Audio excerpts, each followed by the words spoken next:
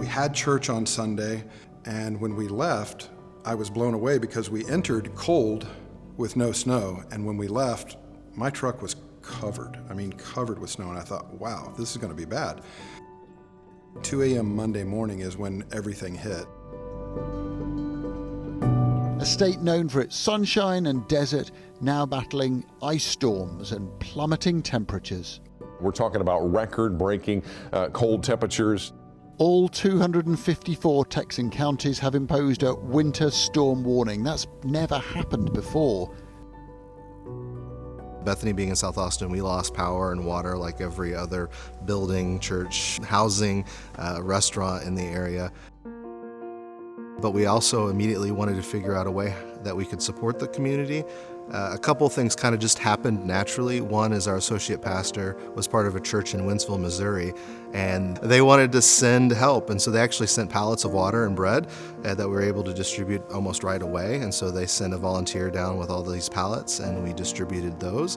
We also partner with a local food bank called Hungry Souls, and they ran out of food almost immediately because people couldn't, the shelves are empty. You couldn't get things at grocery stores.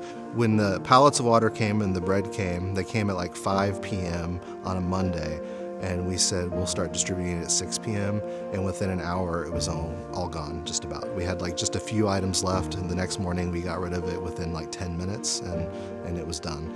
And then the food collection, which we're still currently doing, but we something like 50 tons of food we were able to collect and donate to that food pantry.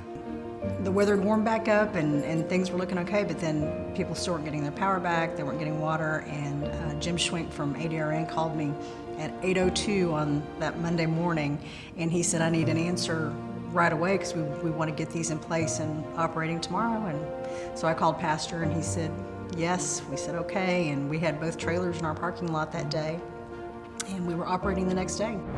This is the washer-dryer trailer, and I don't know, I think there are 20 of them, 14 of them. We've had homeless folks that live in the Greenbelt around us. We have had people from the apartments. Some of them work in the tech community, from Samsung to Apple and even Dell. Some have been families. Some have just been single folks. Yesterday, in fact, we had one guy taking up 8 washers at the same time with all of his clothes, which, what a blessing that we could provide that.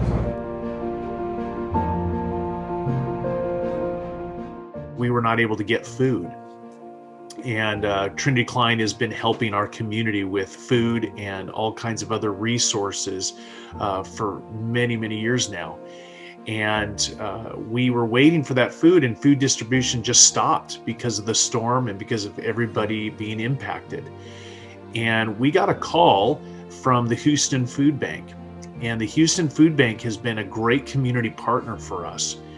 And it was during Harvey that actually Houston Food Bank reached out to us, and because their place was damaged, said, could you become a distribution center for us?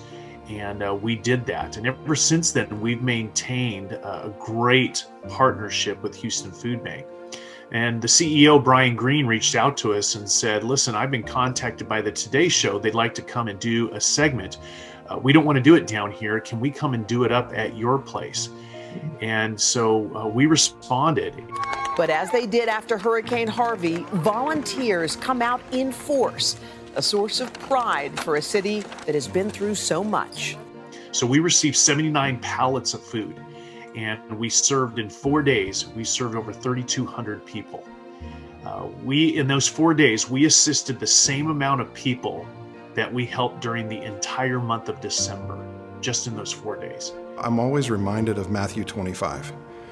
In particular, Jesus lays out all these things that people need, and ways that you either did or didn't meet it. And he ends by saying, whatever you did or didn't do for the least of these, you did or didn't do for me.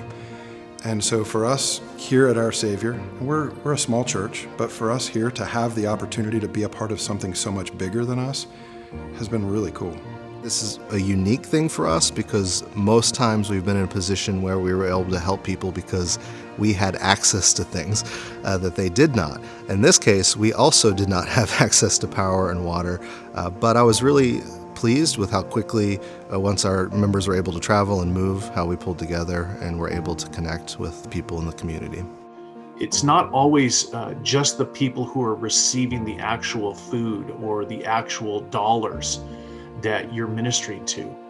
There are a lot of eyes that are also looking in on this event and looking in at what's going on. And there's an incredible testimony witness, not only to those who actually received directly that support, but those who are on, kind of the outer circles looking in and watching this. They're being witnessed to. They're getting that testimony of who Jesus is.